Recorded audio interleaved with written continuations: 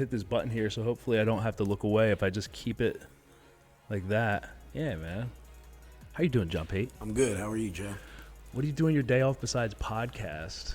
On a normal day off, I go to the gym. What time do you go to the gym? Typically, I'm at the gym 5 in the morning, but on my day off, I get there when I can. And you should. Yeah, I sleep in. I get up when I get up. 6 o'clock sleeping in for me. Yeah, so yeah. I'm up, drinking my coffee, watching Sports Center. Before I do that, I get into my time with the Lord, worship music, and take the dog for the walk, and normally do my meal prep on Monday. And Okay. yeah, Tell me about meal prep, dude. That's something I wish I could get into. meal prep is actually something I've been doing off and on for about going on 10 years now. Of course, when I'm doing good and in the right state of mind and working a sober living environment that I'm in.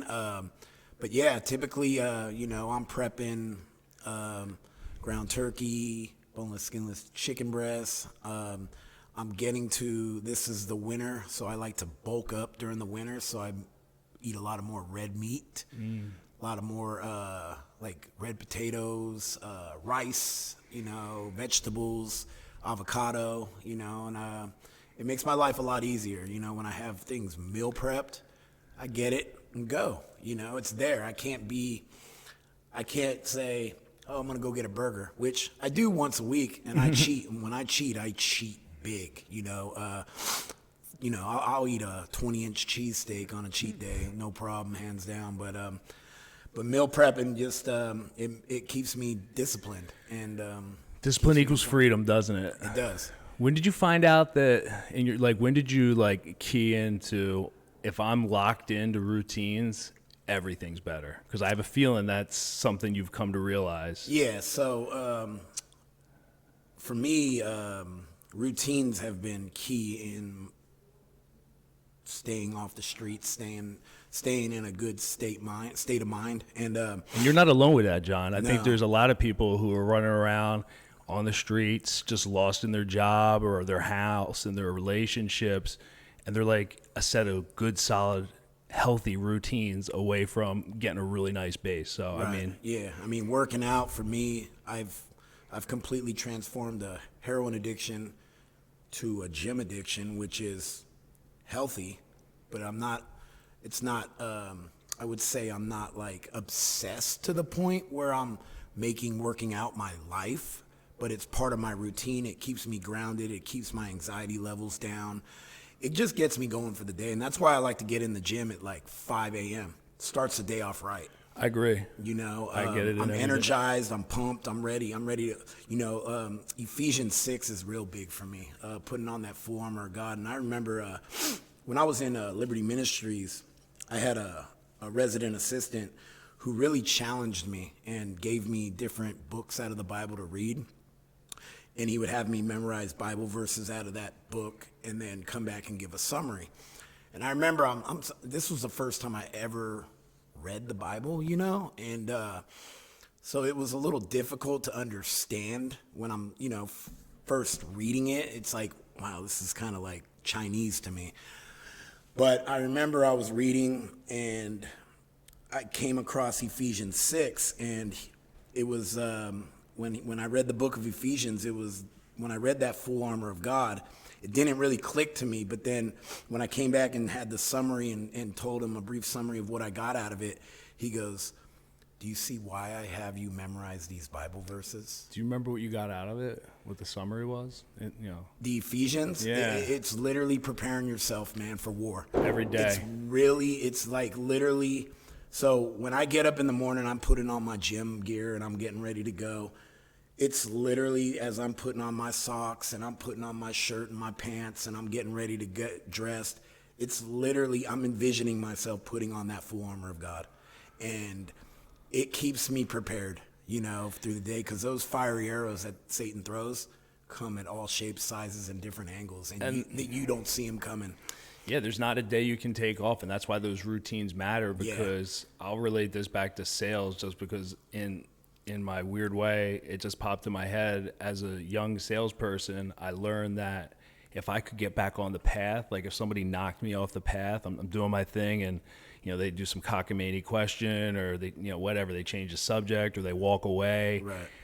My number one priority at that point is to figure out a way to get back on the path, because without that structure, Right. they're in control and I'm not. Right. And in that sales situation, it's, you're there to help somebody by giving them something that they're interested in, want will help their business or whatever. But it's the same thing, right? If you're going to win that day, you need to have your process, you need to stick to it, and you need to get back on it if you get off the path. Right. Yeah, dude. Exactly, man. And I don't know, ever since that day, and it just started clicking for me. And then the more and more I read the word and started to really understand the word, it was just like, wow, this is what it's about, man. Is because it's a daily war,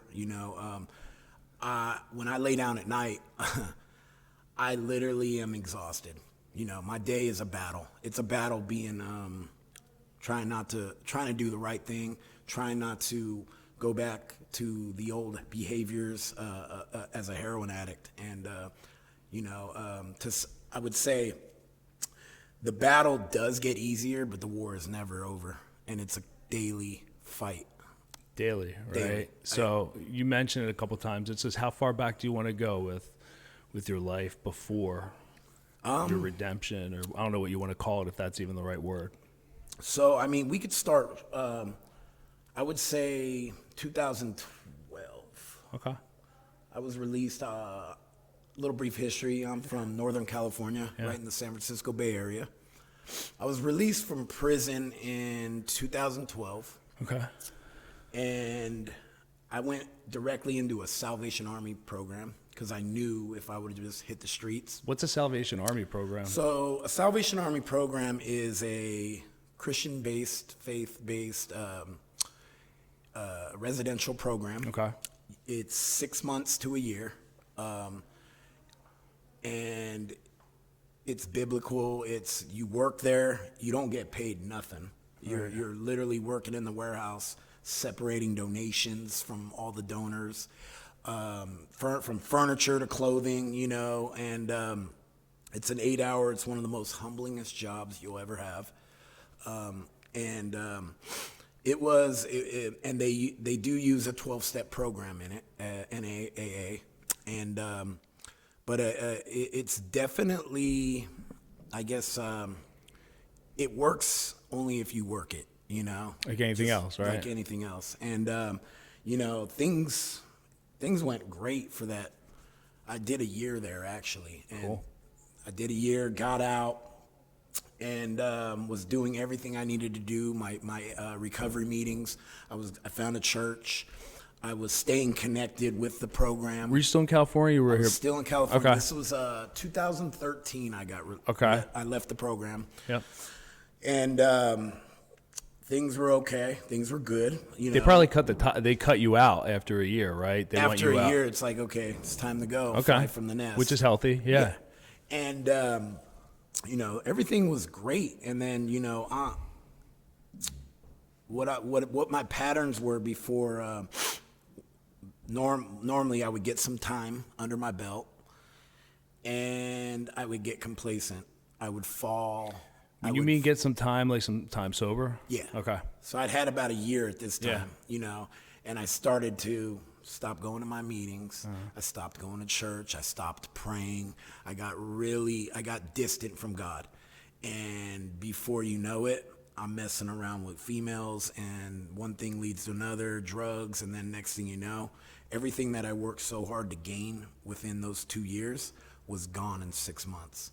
My wife, my kids, my car, everything, my family, they didn't want me around. And I ultimately chose a needle over my kids and led the life on the streets, committing crimes to get what I needed. So your family fell apart, so you came out of Salvation Army, family fell apart when you got back in it, and then you found yourself on the streets. Yep, on the streets, running the streets, in and out of trap houses, in and out of hotels, stealing everything that wasn't bolted down to support my habit.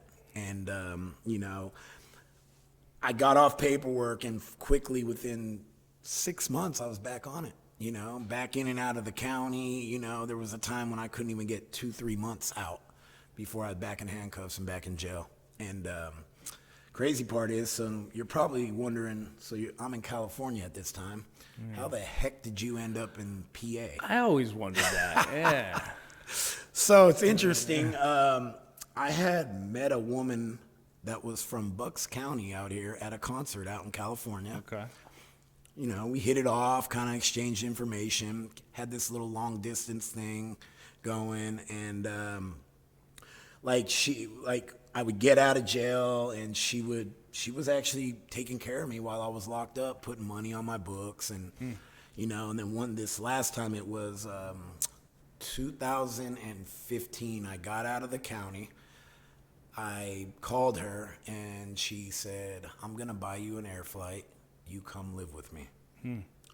All right. That's what I did. 4 hours later, I was on a flight. So let me stop there. There's a lot going on. Yeah. So 2012 to 2015, so after it was about 3 years from when you started, right? You started Salvation Army a year, 6 months, and then another year and a half, 2 years, just in and out. Yep, in and out. Tell me, let's not fly past that, dude. Like, as much as you're comfortable, what was life like going in and out? It was insane. It was, it became a revolving door for me, going in and out. And I remember... What's like the beginning of, like, now your process is... I'm sorry, just to put you on track, right? Now your process is get up, spend time with the Lord. You got your worship music you put on, very regimented, get out and lift, right? Yeah. Come back, start getting ready for work, just shaving, boom, boom, boom, just like a lot of people, right? Right. What was it like when you're out on the streets, man? Like, what's the first thing? First thing is getting up, most of the time dope sick, and trying to figure out what I was going to go steal or rob to get money. So you're kind of laying around dope sick, figuring out where's getting what I need. Yeah, yeah. And it's not money, it's not affection. I need some dope. I have some dope, yeah. And that's all I cared about. That's it. That pretty much took up your day till you got some. Yep.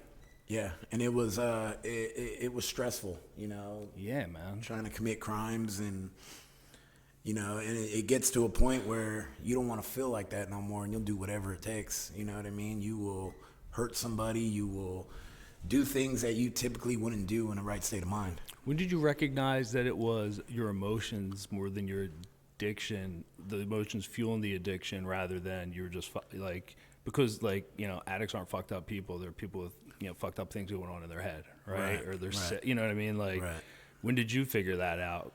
Man, I didn't figure that out until about 2019. Yeah, it's not an easy thing to figure out for anybody, whether you're drinking all the time and you shouldn't, not spending time with your wife and you shouldn't, like anything you're doing that you're not taking accountability for. But with this in particular, because it's the side effects are so immediately like noticeable, especially when you go down that far. It's still the same though, right? Like, it's still the same disease of the head. Like, something's wrong, we need to address that, and then the addiction has a chance to be addressed. Before that, it's hard, right? Yeah.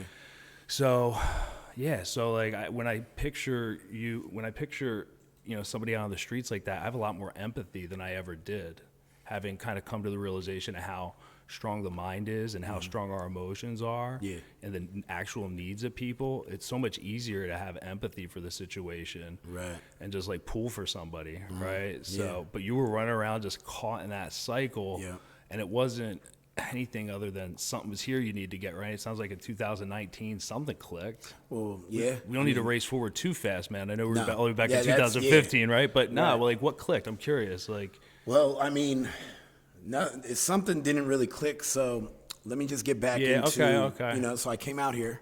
Yeah. I'm staying with this woman for about 2 months. I'm literally going to Roosevelt Boulevard, Home Depot, standing out there waiting for guys to come and ask for hustle and work. Cool. I got a history of construction background, and I'm making a couple $100s a day cash. you know, and that was cool. But I wasn't doing anything for my recovery. I was white knuckling it, you know. I was just not using. That's what I was doing. I removed myself from California thinking that would change everything. But little did I know at the time that I brought my problems with me still. So that's what I was getting at. Yeah. That was my long, Yeah. I kind of lost track, but I knew that leaving the environment wasn't enough, right? There was something that needed to leave your head or leave your heart. Yeah. Anyway, so that's what I meant to get to. Right. So, you know, it was 2.5 months in, and I believe it or not, this chick pulled the wool over my eyes. Come to find out, she had a Xanax addiction. Oh, fun. Oh, yeah. And I've done Xanax a couple times, but I know not what you personally needed. when people do not have their Xanax, it is a bad situation when you are withdrawing from it. There could be death, seizures, and they go nuts. They you know, she was losing her crap. And she told me, you need to bring me home some Xanax. And I said, absolutely not. Like, I can't be around that stuff. She goes, if you don't bring me home Xanax, it's going to be a problem. I said, I ain't bringing nothing home. Well, when I came home that day from work, all my stuff was out on the sidewalk. Locks changed. Police called. I didn't get a PAID yet, so I still had my California. You're basically a nobody out here. Yeah. I had no, they ran my name. They didn't have no recollection of me out here. Yeah. So they told me, you got to go, or you're going to jail. So, you know, I remember when my mom dropped me off at the Oakland airport when I came out here. She said, you go to PA, you're on your own. All right. Well, I called my mom this situation. I had like $200 in my name. That wasn't going to get me home. Called my mom. I'm like, Mom, this is what happened. Well, what did I tell you when I dropped you off? You are on your own. So, me being upset, angry, alone, and not in a good place, really, I did what most addicts do, and I took the first train to North Philly. And I remember somebody telling me, stay out of the Badlands. Stay out of the Badlands. You can't tell me that. You can't tell an addict. I will find the drugs no matter what. Especially after you just went through something traumatic again, because that's pretty Right. traumatic. Yeah. I don't care who you are. I mean, right? I'm alone out here. I have nobody. My whole entire family's in California. And, yeah, that's what I did. Took a train down to Philly, went right there off of Allegheny and Kensington, scored some heroin, and off to the races I went. And, you know, amongst other drugs going on and stuff. But, yeah, I was homeless in Kensington. So you did the Kensington thing? Oh, yeah. Which was basically the San Francisco thing? Pretty the East much. Coast version. It's definitely a lot different with the open drug market they have down there. Something I've never seen before in my life. It's not like that in California. You got to know somebody. You got to meet somebody somewhere, you know, to get whatever you want. Out here, you can go to a block, walk down the street. They don't care who you are, and they'll sell you stuff. And who's they? Is it other addicts or The drug dealers out there. just okay? Yeah. Really? Yeah. So everything was way below the level in San Francisco. Yeah. People were, but it was just okay. Wow. Yeah. It's Interesting. It's a whole different world, man, and it's something I've never even seen before, you know. And yeah, it's crazy that I was like, wow, here I am alone in Philadelphia, homeless, and I pretty much just figured I was gonna die like that. I came to that conclusion, like, I'm a loser, and this is how it's gonna be. And yeah, I did What that. year are we in, John? This was 2000 and the end of about 2015. Okay, 16? so okay. Yeah. All right. You know, That's knowing you now and being friends, man. That's hard to hear yeah, it's that you would be thinking about yourself like that. yeah, you know, That anybody would. You know what I mean? I think was anybody in- I love. Yeah, I lived in complete despair. I actually, every time I used heroin, I would up the dose because I was trying to kill myself, because that's how much I just didn't even want to live no more. Yeah, I was like, I literally would just be like, take me, God, take me. And yeah, I was, you know, hitting robberies out there. I ended up linking up with a guy, Puerto Rican dude, who actually let me stay on his couch thank God during the winter time and stuff. But, and we would go out and we'd hit all the surrounding counties, Home Depots, whatever, I'd load a whole basket, $4,000 worth of tools, take it down to a construction site and sell it for half price. And, yeah, I did that, man. And I remember this is when everything changed. So we were on our way to Chester to go hit another Home Depot, and we got pulled over by the state police. And the cop ran our names. The guy I was with, he didn't even have an ID, even a residency here. So they pulled me out of the car, ran my name. I gave him my brother's name because me and my brother have the same birthday, just 3 years apart. Well, little did I know, my brother actually got booked in jail in California the day before. Oh, man. So when they pulled that name up, they were like, red flag, you look like him, but this guy was booked yesterday in California, so it's not you. This isn't who you say you are. So they cuffed me. Asked me, are you going to give me your real name, or are we going to take you down, fingerprint you, and give you another charge? So I gave my real name. I had 3 warrants out for my arrest for theft and robberies in Montgomery County.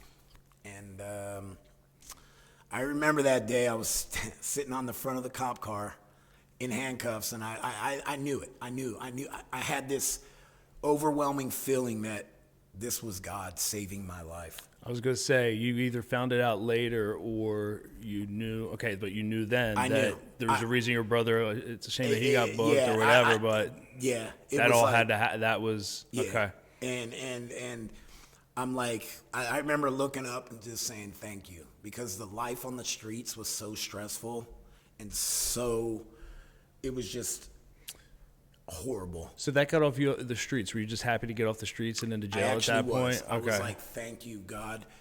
I know I needed to do something, but at that time I knew I was just going to be able to rest, have a warm place to sleep, have 3 meals a day, and I was going to be able to get my mind clear. Well, that's not a bad thing, going to jail and getting that baseline. No. You know what I mean? Like, sometimes you get put there just for that reason. Right. And I'm glad you were able to recognize that. Yeah. But the option is to go the other way and just wait out the time. Like, how long would you have been if you went the other way, you would have been out of there, and how long and back on the streets? Like, going downward. I mean, I don't know what happens next, but how long would that stay have been? What do you mean? If you didn't view it as a opportunity to get straight, right? To get your head in order, to get, some sort of baseline. If you went in there with more anger, you didn't see the miracle that had just happened. I'm just trying to wonder, how long were you in for that particular? So this time, I didn't know my fate at the time. Yeah. I just remember being in intake when they process you and everything. But at some point, just to get off my thing, you would have been out of there back doing what you were doing if it wasn't. Yeah. If it wasn't the time. Yeah. For you to see something. I knew I just had enough. I knew I needed to change. I knew I needed to do something, but at that time, I just wasn't sure what it was going to be. But I knew I was going to be able to lay it down. Did you ever hear somebody tell you about, like, hey man, it was the best thing that happened to me. I went to jail. I laid it down. So you've heard from experience that this could, okay, absolutely. Good. Okay, good. Through being in AA and NA, I've heard stories about, that moment of, that bottom, you know what I mean? That was their absolute bottom. That was rock bottom for them. And on top of that, you had something that's what's great about going to AA and something like that. You learned how other people have got out. It's not always a traditional way, right? Right. It's not, I got out of Salvation Army. Like, that's not what everybody's story is, right? Some people's stories are what you just went through, but it's kind of what you needed to have it. You had God stepping in and helping you out with your brother's situation. You weren't going to get away with it at that time. Yeah. But the other thing, God, speaking years ago, was brought somebody into your life that shared that story with you, so you could keep it here. So when those two collided, it's like, okay, got saved by the situation, and I have something to refer to. This isn't a sentence to, just wait it out and get back on the street. This is I can do this like so-and-so did, right? That's important. I always talk about, and I don't want to step in your way here, but it's important to be out in the world and meeting people, engaging people, and listening to people and learning from people, even when you disagree with them, because there's going to be something they share that's valuable. I don't know what it is, and you don't know what it is, but you can't just, walk around like you know it all, or just closed off, or, all by yourself. Right. You have to be out there mixing it up, because the world's got answers for you. Anyway. Yeah. So I just remember being in that intake room where they were processing me, and I hit my knees, and I said, "Your will, God. I'm not going to sit here and try to get out of this one and manipulate the judge and manipulate the system, manipulate my my attorney and the probation, and just, okay, I'll do this if you tell me to." I just let it be, and I remember I didn't see a judge for about 6 months. Yeah, it's a long process, especially in a Commonwealth state. They don't. I tell you what, being from California and being out here, it's completely different. Out there, what I got busted for out here is slaps on the wrist in California. It's crazy. It's kind of interesting that they would be less, abashed about it on the streets out there, right? If it's less of a thing. Yeah. Okay. But yeah, it's really, yeah. I mean, but yeah. So I just did my time. I got myself healthy. I got my weight up. I was eating. Got myself a job in the jail, and started really thinking about what I really wanted to do with my life. Did you have to turn down opportunities to get sucked back in jail? Because I know people are trading stuff and. Yeah, and I'd be completely honest with you. I got high in there a couple times. I was smoking cigarettes in there. And that's. I mean, it is what it is. But like, I was just really searching deep. Yeah, and I fell back into it. But I remember. This is when I started to really understand that God works through people, and God was working through inmates in there, because people were like, "Yo, you're from California. Where are you gonna go? Like, you got no family out here." And somebody started talking about Liberty Ministries. Now they come into the jail and they do Bible studies. They do church services. So I started to go to church. I got myself a Bible. I started to go to church. I started to read my Bible. And I had a friend of mine that worked with me who was going to go to this program, Liberty Ministries. And he was like, "You should go, man." He's like, "I was there before, but this time I'm going to try it different." And so I went up after a church service, and I asked one of the guys, I said, because you can get a religious visit in there if you want. And I asked him, "Hey, would you mind coming to visit me?" "Yeah, put your name down." So I did. He came and visited me, and he was like, "So what's up? What can we pray for you for something?" And I said, "Absolutely, but I'm also curious about this Liberty Ministries residential program."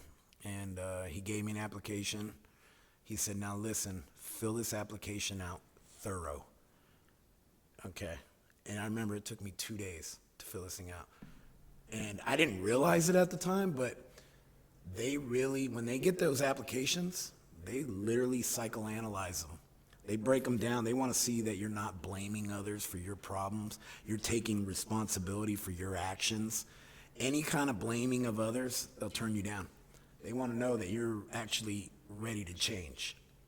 And I did. I filled that thing out thorough, took responsibility, and I remember they accepted me.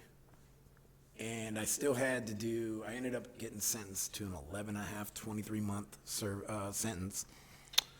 And I had to do my time, and then I had to wait for a bed to become available. So I ended up doing 16 months total. Okay, you stayed in jail waiting for a bed to be available? Yeah. Okay. Because that's where I was. That's kind of cool, rather than sending you back on the streets. Right. I mean, I'm not praising being in jail longer No. than you have to be, but it's better if you know that you're hopping into something. No, and I had a pretty good gig in there. I worked on the farm. I was in the mechanic shop, and it wasn't a bad gig at all. They paid you every week. You got, I was eating good, and I was content. I was getting my mind right, and But yeah, and I remember the day came and they said, pack it up. They're here to get you. And I remember if you would have seen my outfit when I left there, oh my God, it was a travesty. Holy thermals that you get from in there, pair of shorts. It was cold. It was January of 2019. Oh, wow. Freezing cold. And I got to the program, and I remember they handed, the director handed me this book, and it was Moral Recognition Therapy, MRT it's called. He's like, this is our bread and butter. If this is something you can't handle, there's the door. And I remember I looked at him dead in his eyes with tears running down my face, and I said, I'm going to do whatever it takes. You tell me how high, and I'm going to jump. Like, that was it for me. I came in there humble, I came in there focused, and I came in there wanting change. And I was, for the first time in my life, I was literally going to shut my mouth and listen. So who's in your life at this point besides Liberty Ministry?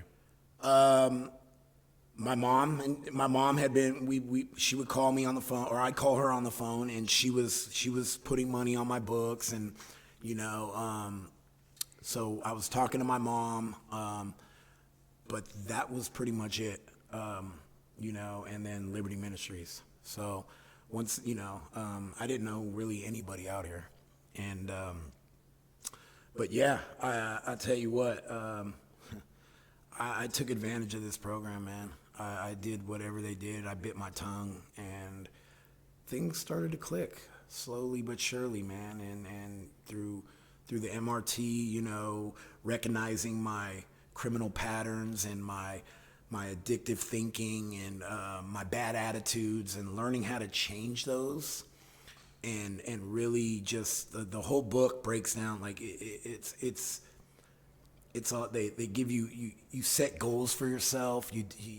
I've never done that. I've never written down goals. And I remember I don't know if you've ever heard of it. It's called a men's encounter. Charlie Ness, he used to be the pastor at Perkiomenville Mennonite, and he's actually one of the founding guys of Liberty Ministries. To this day, him and Glenn Alderford still go into Greatersford and the prisons and do prison ministry. They, and that was their vision back in the late 70s to start a program like this, and it's grown to what it's at today because of their vision. And so he puts together this men's encounter. It's like a spiritual boot camp. It's a weekend long. I'm talking about exhaustion after that weekend, man. It is testimony, studies, praise and worship. But I remember this first night we were there, and they hand you a piece of paper, and they basically say, write down everything that you've ever done that you feel horrible about, or guilty, or you're living in shame about. And I remember I filled this whole thing up, man.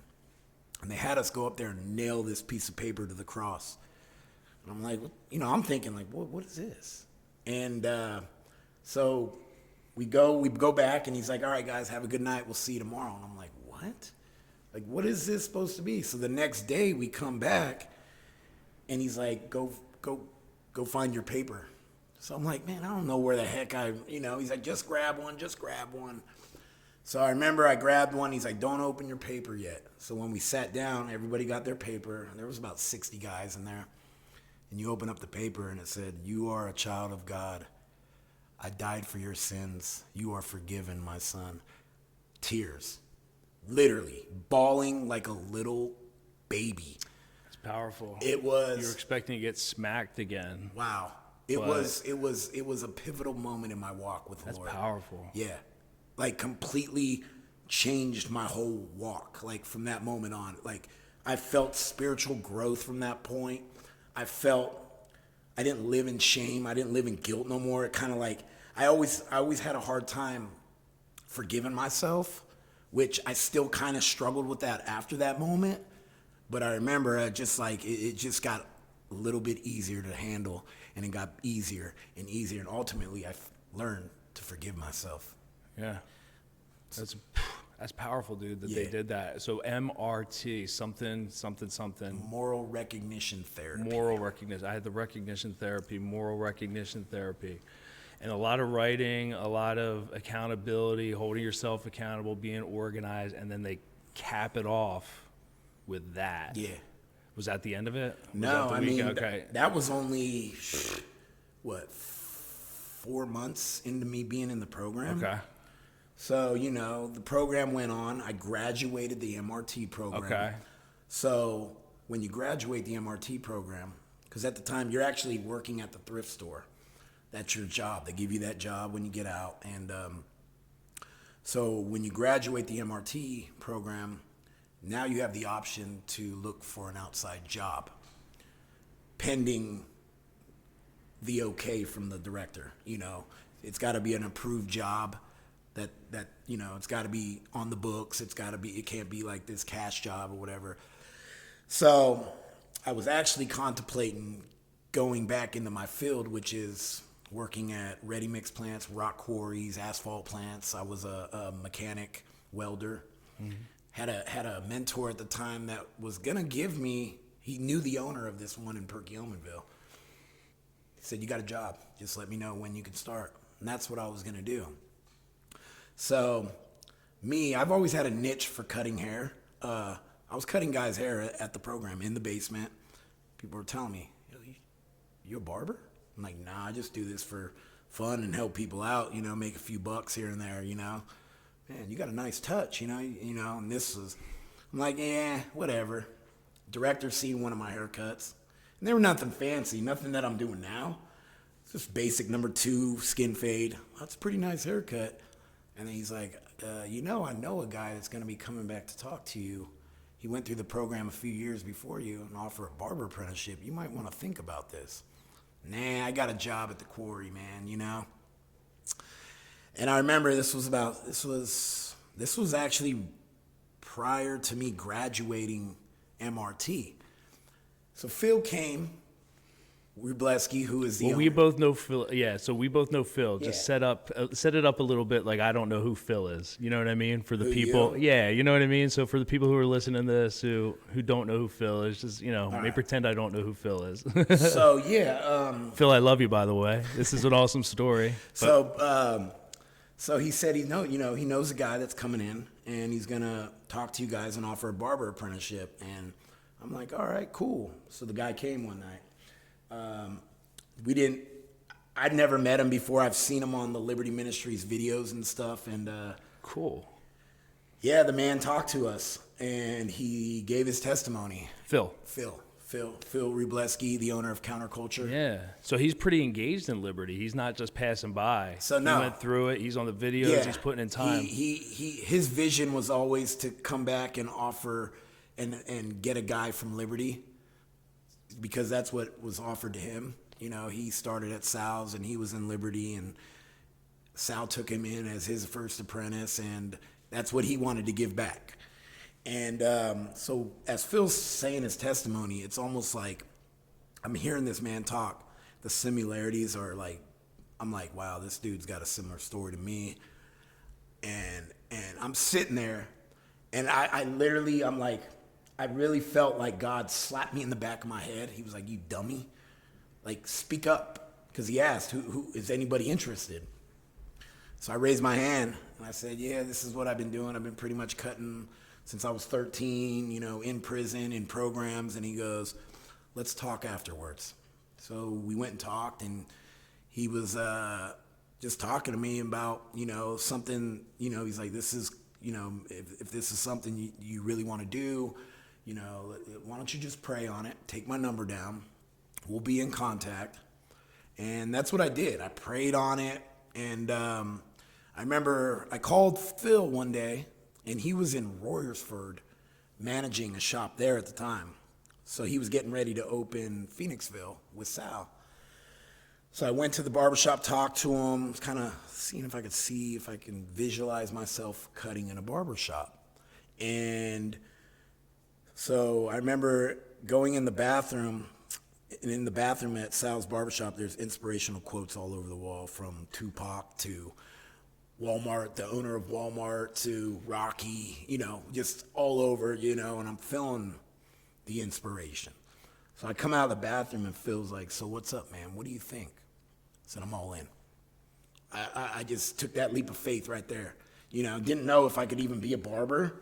I knew how to use clippers a little bit, but I'm seeing Phil because I know him right now, and I can see him be like, dude, you all in? Like, I can see it. Yeah. And, even if you were close and you needed somebody to pull you over, just him and his enthusiasm and his energy would be enough to pull you, right? But you had it all. You had the inspirational quotes. You had all the wind beneath your wings that you needed. Plus, here comes Phil, full of passion and fire. Yo, man, what do you think? Yeah. Like, not like, hey, man, what do you think? Yeah. He was like, you with me because this is exciting. Right. And so I started my apprenticeship when he opened Phoenixville with Sal, and I graduated the MRT program, so it was all good. Like I started there part-time, and then I worked the thrift store part-time. And I remember starting there, and it was like, I don't know if I'll ever, I'm like looking at Phil, I'm looking at the other barbers, I'm like, I'll never cut like that, And I remember one day a barber quit on Phil on a Saturday. I had been practicing and doing haircuts for about 2.5 months, and I came in that day and he's like, you got to cut today. And at that time it was walk-ins. There's no appointments. So I'm like, all right, let's do this. Like, here we go. And I did 8 haircuts that day. 8 haircuts. And yeah, I struggled and I needed some help. Phil had to come over and do a couple things for me. But at the end of the day, he goes, yo, bro, you were either going to sink or swim today, and you swam. He goes, from now on, you're taking clients all day. Nice. Yeah. And did you ever get good at anything like that before in your life, like an instrument or sports? Like, no, nah. I mean, I was a pretty good athlete in high school. Yeah. I was like one of the big men on campus when it came to football, and girls wanting to wear my jersey, and I was good at football. I was good at welding, but like. I was never passionate about that stuff. Yeah. You know what I mean? And at the time when I started my barber apprenticeship, I didn't think that I would ever like love something. But man, I'll tell you, man, I love this barbering so much now, man. It's an art. It's an absolute art. And I just love the creativity and the different aspects of the barbering industry and what it has, man. And I'm just like, I'm super passionate about it now, man. And it's awesome, man. Going back to what you said, I've never really loved anything like I do that really got good at and, can say like, and got a license for it and anything like that. Like I actually have documentation saying I'm a licensed barber. And it's something that's not going away, right? No. Like this is a high skill, valuable thing that you can do, and you can get good at it, and you can get good at it, and you cannot stop, and you can share the passion with people, and you're sharing your story, you're sharing ministry, right? You've made it a part. I know counterculture is a ministry, right? But you got your personal ministry that you're sharing, and you got what you're doing with Phil. I mean, so you're not only passionate about it, it's something that's worth being passionate about because it's not building you, it's building your community, right? From a good haircut that goes a long way. That's building your community. It might sound fickle, might sound, like vain, but it is. Like people walk around looking good, feeling good, spending time with somebody. Right. Walking out of there feeling better than when they sat down in that chair. Yeah. And then on top of that, there's actual real ministry that you guys are doing, like touching people that aren't walking in your doors necessarily. Right. Yeah. Yeah. We are. We're trying to hit this local community of Pottstown. The homelessness is getting out of control out there. Another thing. The murders in that borough are going up every day. In my neighborhood I live in, somebody just got killed, I think last night. News vans are everywhere this morning, and it's like, man, I said, and that's why I feel like God's put it on my heart to do this, man. People need community. People need this to talk. You know, we all struggle, man, and that's why I think like barbering for me is more than just cutting hair. Sure, I'm gonna leave you with a fantastic haircut, but it's all about building relationships. It's building each other up as men, helping each other grow. By me being so transparent with guys and sharing my story and sharing my walk, it has literally opened up guys that probably have never talked about things before, and it helps them open up and not bury stuff. You know what I mean? And it really has been, you know, I just tell my story. People normally they go, how'd you become a barber? And then it goes into my whole testimony. And then next thing you know, they're like, wow, man, thank you. I needed to hear that. You know, you really gave me some hope today. That's what it's about for me, man. You know, I'm going to give you a great haircut, but it's spreading hope, sharing the truth of Jesus Christ, and just being able to help each other, because we all struggle. And men are under attack too. We struggle and we're under attack. Right. And if I can lead, you know, and I'm noticing more and more guys sit in my chair, they'll come back after 2, 3, 4 times, and they'll be like, hey man, I went to church, or hey man, thanks for, you know what I mean? It's like, hey man, I got my kids back, and it's just like, you know, thank you, you know, and it's just like, I needed to hear what you needed to say that day, and it's just like, that's why I'm so open, man, because you never know who's sitting in your chair that needs to hear what you're saying.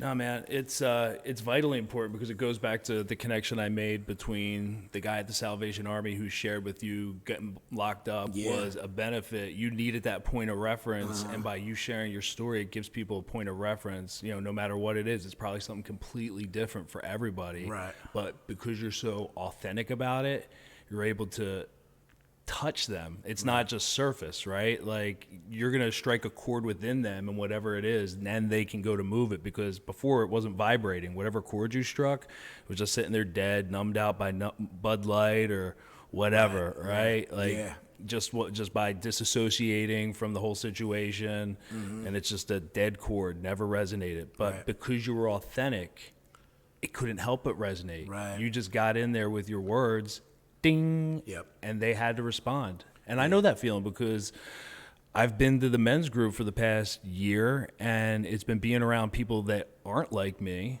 that have helped me go deeper, right? And I remember saying to one of our buddies there that, you know, God's pulling me closer to addicts for some reason. Right. And he said, well, why don't you keep leaning in? And I was like, it sounds like a good idea, because it's changing me. Right. Like, literally. Yeah. Just being able to get comfortable with something that you thought of as an other. Right. Now you see that we're all the same. Yeah. And it just, I can do the things that you've done, and vice versa. We're feeding off each other. Right. Rather than creating this false sense of protection that, because I haven't been on the streets, because I haven't had a major, you know, hard drug addiction, I'm somehow protected and I don't need to, you know. You know, no, it's not that way. You know what I mean? You need to open yourself up, and you need to humble yourself, because we're all the same. Absolutely. And we all have something in here that needs, whether you're on the streets or you're not dealing with life in a manly way, you need to figure out what it is in there that's keeping you from doing it, and go live the life you were called to live. Right. And that's what this has been for me. Yeah. And I'm not trying to make it about me, but you had mentioned just, you know, being able to talk to people and being out in the world. That is so important. And not only do you have a job that you're passionate about, like in terms of the cutting, you actually get to be out there in the world constantly. Like, your job is to be in the world. Right. Yeah. That's a blessing, man. And it's like, my fiance always tells me, she's like, you just talk so easily about your life. She goes, it amazes me, like, how just like, you do. I'm like, because when you talk, and I'm talking to you right now, and I'm probably wondering, do I sound like an idiot on this thing, you know? Or I've given my testimony, and I'm like, man, I don't know if that was all right. And then, you know, people come down, they're like, man, that was awesome, dude. Like, you know, you don't, you know, and then, you know, people are like, hey, can you come speak here and this and that? And it's just like, wow. I said, you start to wonder, okay, God, you wanted me to be a barber, but now I see what you really wanted me to do, and that's spread hope. I'm your vessel. and here I am. So it just starts. It's just become, whenever anybody asks me to come speak or give my testimony, I'm there. Yeah, God works through people, man. He does, and that's what he called his disciples to be. He called them to be fishers of men, right? And that's exactly what you're doing. You're out there in the world, being authentic, and it's bringing people in, right? I started thinking about what I go and preach about, and it's not my story. It's the banner I wear for the day job, right? And I'm selling that. And I'm really good at it too, right? But I always have those same self-doubts and things like that. So whether you're, selling your company's wares or preaching what's happening to you and what's happened to you, you're always going to be self-conscious, I think, about it, because that's what I heard you saying you were, right? Yeah. So I think anytime you're putting yourself out there to have people look at you and listen to you, you're doing something that's extremely uncomfortable. Right. Like, that's why, not everybody does my job. I'm willing to do something that's not comfortable, that's not easy, and it feels really weird every time you do it, no matter how often you do it. Yeah. But we probably talked about this before, man. You got to do what's uncomfortable. Right. If you're, you know what I mean? Like, if you gotta, what is it? Being uncomfortable helps you grow. Staying out of your comfort zone.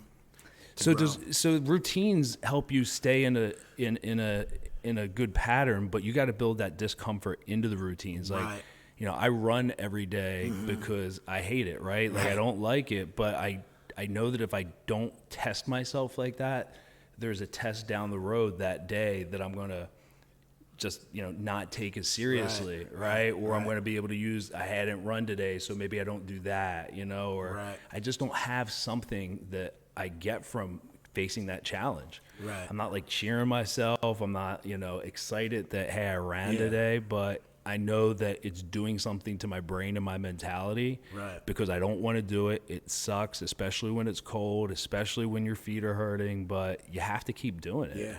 Yeah. I think like personal growth and for me, it kind of relates to growth in the gym, pushing yourself uncomfortable,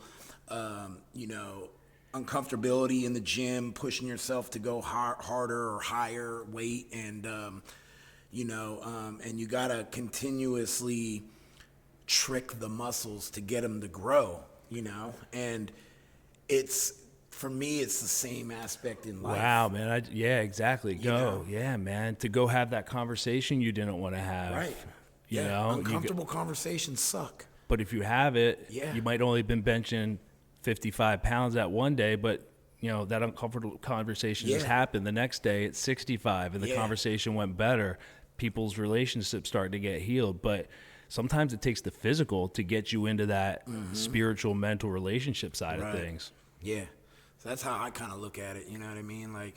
And it pushes me harder. And sometimes I don't like to get up in the morning and go to the gym. But I get up and I do it. And I don't like apologizing. I don't like admitting I'm wrong. I'd rather be like, you know what, just you apologize to me, right?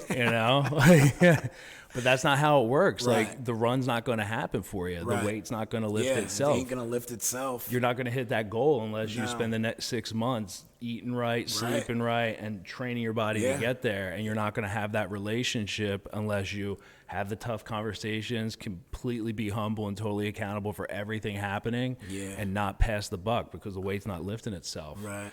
I mean, it sounds like we're meatheads talking here, but it's so true, dude. It's true. Like, why not use that to fuel something that's like even harder thing to conquer, right? Like, you can go in a gym and use your grit, but you need help with this, man. Like, that's not, you know what I mean? Like, and what I mean by help is you need to work on it, right? Like, in a different way. I think it's harder to have a stronger mind because you're dealing with other variables with your human beings, not weights. They don't talk back to you. They don't have emotions and problems of their own. So to actually conquer this and be as strong as you need it to be, it is the hardest challenge you will face. Yeah, absolutely, man.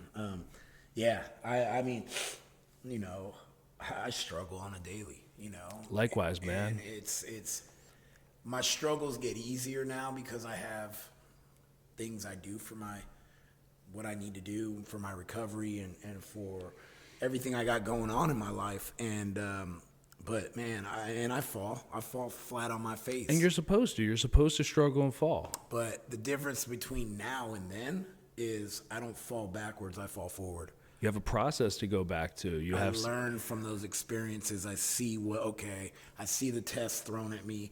I see the temptation thrown at me from the evil one, and I'm able to recognize things today and take responsibility for my shit, man. Excuse my language, but that's how it is, man.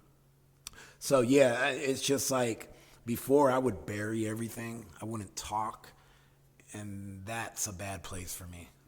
Eventually that's going to lead me back out. It's a bad thing for everybody. Yeah. There's no place for baggage inside you. It belongs at the foot of the cross. Yeah. And just let go. Yeah. And I carried that baggage for a long time, man. I don't carry baggage no more. I give it away. I give it to God. You know, I share with guys in our groups, people that sit in my barber chair, you know. I'm convinced that speaking what's going on is the way to get rid of it. You can't just say, all right, it's gone. Right. Like you can for small things maybe, but right. like you really gotta be in the world and sharing with people, right? You know, it'll eat you up. Yeah, man. You need somebody to be like, you know, hey man, I get you. I've done that too. Or somebody to give you the encouragement that you weren't able to give yourself in that moment. Like, hey dude, you got this. Remember you did that? Like, right. I think that's the key, and I've shared this with you. I held back when I was going to men's groups, just sharing myself with the group, sat back thinking I was cool sitting back. But as soon as I started to participate and actually say, hey, I'm going to take a risk, this is totally embarrassing, even though I've heard everybody share something similar before, now I'm going to do it. And it was an immediate change. Right. It was that, you know, it was that first set that turns into the second. Next thing you know, you're doing more weight. So speaking to men is huge, and you're doing that every day. Every day. And you're going to do it in an outward way where you guys have like a kind of a big project where you're actually going to go seek out guys that need help. Yeah, we're actually in the process right now. We got the trailer, and we've reached out to a lot of our friends, a lot of our construction guys that know, you know, and they've offered their time, and we're going to get this thing going, man, so we can hit the community and just give these guys some hope, you know, spread hope and minister to them, and, you know, give them a shower and give them some clothes and give them some hygiene products and give them some food. You know, Gabe, who is a cook, he's going to link up with us, and he's going to do the cooking, and we're just going to, it's been a passion of mine and Phil's, because I was there. I know exactly, might not be exactly the same struggles, but I've been homeless, dude. I've been there, and there is a way out. There is. And guess what they need just as much as everybody else we just talked about? They need to talk to people. Right. And if you're homeless, talk about a place that you don't want to talk to anybody, where nobody's coming to find you either, right? And the one of the biggest shames, I think, in our culture is the complete and utter, how do I characterize this? Just ignoring the situation when it comes to mental health, living on the streets, and addiction. Like those things are completely put into us as things that are other, disgusting. It's, you know, you want to stay away from it. It will stain you. Like it's over there. Maybe just give some money, but forget it. Like, you know what I mean? Like don't, but it's gotta be, the cure to that is tenderness. It is attention. It is the opposite of what we're giving it. And listen, I'm sitting here barely involved in anything to go do that, but at least I see it, and I'm talking about it because I really believe it, man. If we could get out and touch these people, show them hope. It's not a cure-all where you're not going to have any problems on the street anymore. Bad things might happen in that situation, but men are under attack. They're not there because they meant to be. People get cut off at the knees for all types of reasons, and it's hard to get back up. And you got to you got to be available to them so that they have hope, so that they can see an example. But guess what? There's nobody that they met before they got there that told them, hey man, if you end up here, here's how to get out. Yeah, Right? Like right. they're in uncharted territory. There's no game plan. Yeah, man. Like whatever they learn to get to that point isn't going to help them. Now they're so they need to hear. Yeah. They need Yeah. anybody. They need people walking by, and when they say, "Hey, can I have something?" They need somebody who's going to say, "I'm not. I don't have anything to give you, but how are you doing today? Right. Like tell me what's up, man. Right. Yeah. You know what I mean? Like where'd you get that jacket, man? I'm glad you have. Glad you have a Right, big right. one, dude. Yeah. Like you know what I mean? Yeah. But like you get to talking to somebody from that, and anyway. Yeah, it's just I feel like I mean there's some people out here trying to make a difference in the homeless community, but I don't think it's enough. I think we need to focus more on our own homeless community in our country more than any other country. Everybody, there's poverty, and we need to focus on what we got going on in our country and in our community that we live locally. Well, we're ignoring it, right? Yeah. Like that's the thing. It's like we're not even. It's why address it if it's not even a statistic, basically. Right. You know what I mean? Yeah, and it's like, we can get into this whole political thing about it, but I'm not gonna do that. But it's we have a pandemic of our own, and that's the homeless community. That's our the drug addiction. The heroin epidemic. It's sickening. That they are just completely downplaying that, and that's on the rise, crazy. And it's sick with the the fentanyl and all that, man. It's literally like genocide, I feel. Let me ask you something. If somebody said to you, they don't know you, John, that you've been on the streets and stuff like that, right, and your history, and they said something that was non-becoming of a Christian, let's just say, or anybody, right, of decency. If they, maybe you're hanging out and somebody walks by, asks for money, homeless guy, and they walk by, and once he's out of earshot, this person says something to make fun of that person, put him down.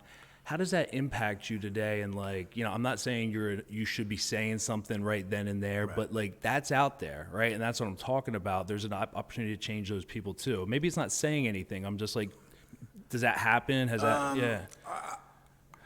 I can't say that it's happened like recently, but I know. I mean, say for instance, I'm having a conversation with a guy or somebody that knows me from church and doesn't know my whole story and would say something ignorant to this person, or I would probably right then and there and be like, well, that was once me. You know what I mean? That's how I would be like, yo, that was once me, right? And that's good, just to get it out there, right. Get a minute of realization, some perspective, and boom, you did your job, because that might be all that person needs to totally change their perspective on that type of individual forever. Right. I'm definitely not one to, I've never, even when I was homeless, I never was the guy standing on the corner begging for money. I never did that. And when homeless people ask me for money, I don't give them money.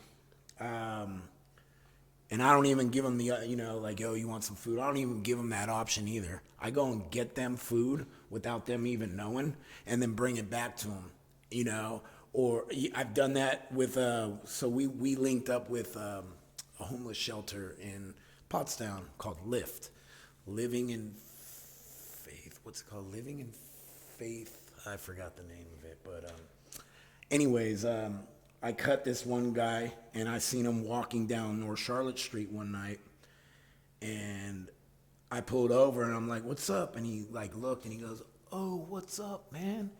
And he's had his backpack on, looked real dusty, just down on his luck.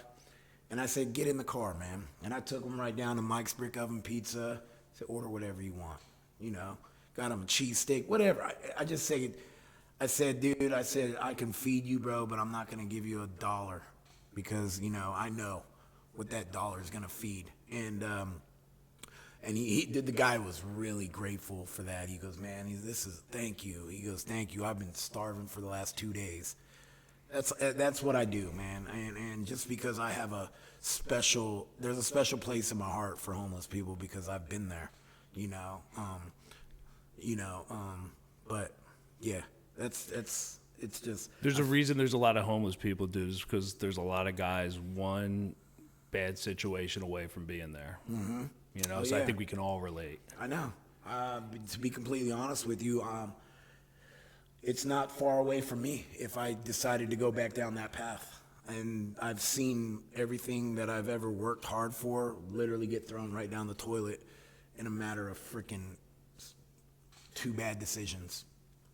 And that to me, so I always have this. I always say that my addiction is right here, side next to me, doing burpees, waiting for me.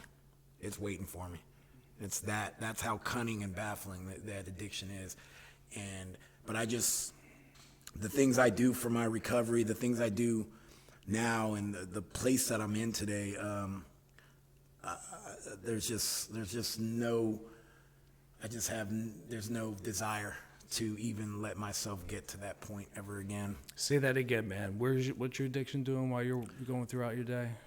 He's standing right next to me doing burpees, waiting for me to come back. It is, isn't it? Yep. That's the battle every day. Yep. Every day. That's one. right there. That's one of the battles. Yeah, and that's why you have to be equipped with that armor of God, because you're fighting off the arrows and they're thrown at you, all shapes, forms, and sizes. It's crazy the amount of temptation I see on a daily. You know. Yeah. There's a lot of you got to get out in the world, and we need to get people into your shop who don't know what they're walking into, right? Right. So how often do you get somebody in there who doesn't realize? Like, you know what I mean? Like, at first it was probably a lot of new people, but how many new people do you get, you know? I'm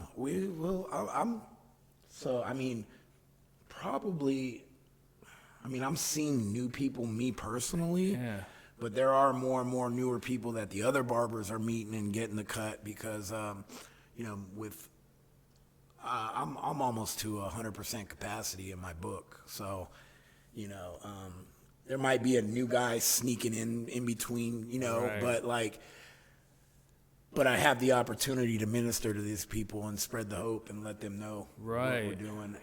And so new people are hearing it, and new people are hearing about what we're doing, our website and everything, and our YouTube video, and I've had a couple people book immediately after they seen that video of what me and Phil did. Yeah. And they said, yeah, once you made that video, I watched it, I booked an appointment right away.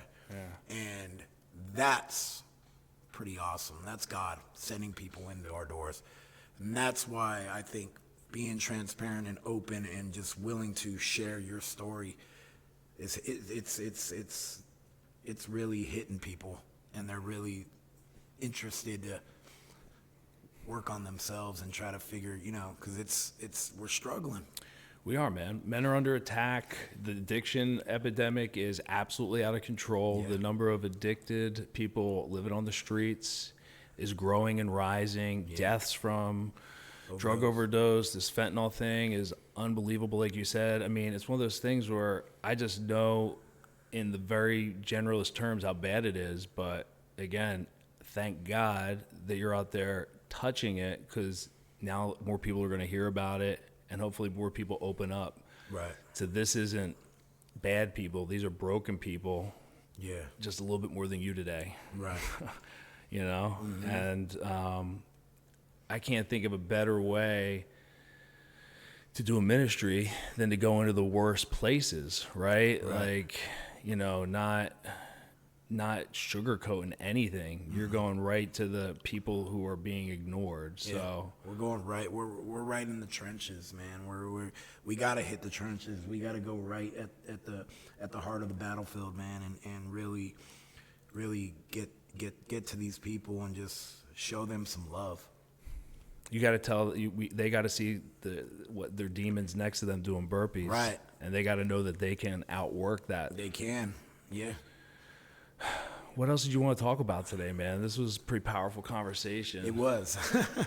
It was. I don't know, Joe. What's next for you? Like, what's going on with the shop? Like, what's like anything for you fun on the So what's going on the barber front? there's some good things happening at the shop with me and Phil. So within me and Phil are actually looking to expand another barber shop, and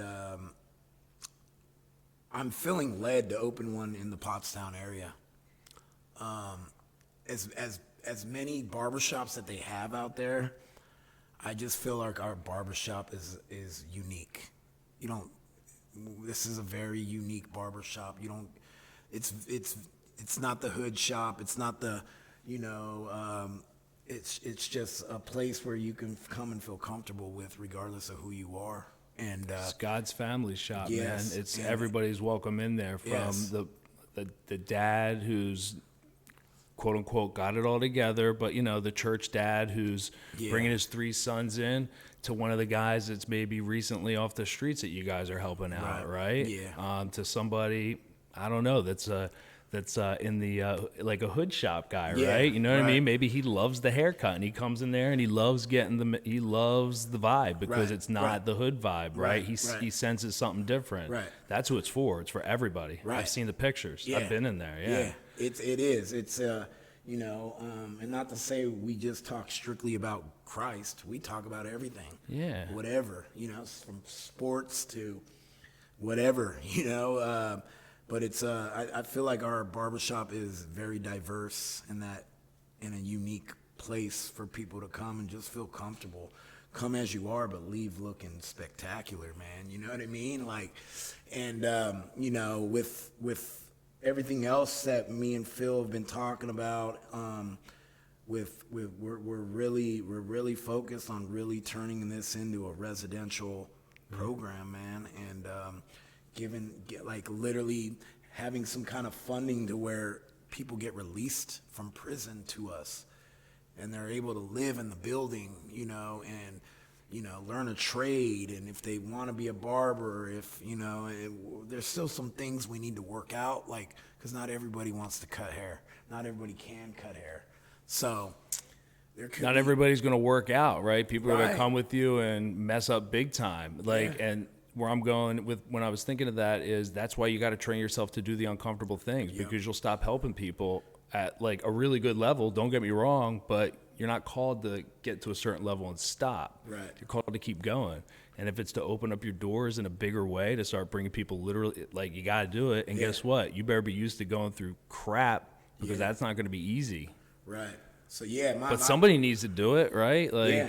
it can't just be Salvation Army and Liberty. It's got to grow, man. I just feel like there's not enough resources out here for what's going on in this country, man, with the heroin, the prisoners, and the homeless. Like, there's just not enough resources. There's a Liberty Ministries, sure, there's a Salvation Army in Philly, but that's it.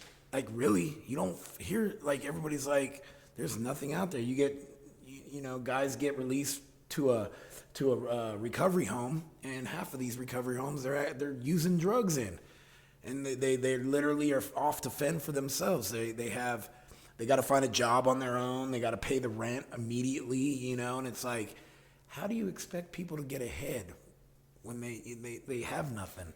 And that's why I was very fortunate for Liberty, because they gave you a job, they gave you a roof, they gave you food, and then that's what I feel like the ultimate big picture is for us, is doing something like that in a real, even bringing in people that are licensed for psychology and all that. Like, my fiance has, she's a licensed therapist, so, there's. We got some people that we can bring in and stuff, but that's still gonna take some few years of work to get us to that point. But that's our mission, man. We wanna build something to where that people are gonna wanna come and learn to not only be a barber, but to be a man. Yeah, man, I see demons doing burpees like in my head just everywhere right now. And They are. You know what I mean? It's are. like, man, we need to build a team. Yeah. We need to build an army to get after Right, it, because right, there's right. lots of burping demons. Yeah. Like, oh, dude. Yeah. Yeah, and it's a family affair in that like you're not hiding from it. It's got to be part of the family because it's difficult. So everybody's got to be pulling each other through it. So this is a great story, dude. There's nothing like left unaddressed in the outward way of it. Right. It's happening. There's Yeah. everybody's involved. Yeah. Man, I think it was a good conversation. I want to do it again. I think we're do it with Phil, maybe in the shop again. Yeah. Yeah. Phil, I think, Phil, especially, his vision and everything. Like, it's crazy that, I remember when I was leaving Sal's barbershop and Phil was getting ready to open Counterculture, I was contemplating of leaving and going with him, even though he offered me the managerial position and offered me a great percentage of commission. And I was still fighting that, like, the fear of the unknown. And at the time, I knew it was Satan getting in my head. But I remember thinking, I'm like, man, I got damn near a full book here. I built for a year at Sal's. I said, why am I I got this good thing going. And I remember I said to myself, well, if you're scared to fail, you're never going to succeed. And I took that leap of faith, and I literally, in less than a year, built my book back up and just completely lived in faith and felt the vision of what Phil's vision was and bought right into it, man. And it's amazing when to see it all unfold in front of your eyes, man. It's awesome. When you lean into the challenges and when you realize that the challenge never stops, amazing things happen. Yeah, it was that I was comfortable over there. I was good. I had good money coming in. I was comfortable. I had to get uncomfortable. Too many people are comfortable, man. Right. You know, they're comfortable ignoring the fentanyl epidemic. Yeah. And tell me about this, man. When the eyebrow things start happening. What's that? The eyebrow, is that a scar or is that some? It is a scar. Is it a scar? And then you got some me lines as a going? barber, I play around with There you go. my clippers and stuff. Because I see there's tons of posts with people with cool designs in their hair. So I didn't know if I was going to start seeing eyebrow lines more. There's definitely it's a trend. I mean, I think I've been doing it for years, off and on. But like now, Especially from the '90s and the '80s when they started that stuff. Yeah, and it's like it's making a comeback, and now it's even getting creative. I've seen somebody do the what was it the Versace symbol in somebody's eyebrow, like the the whole design like thing. I've seen mustaches done like that, beard designs.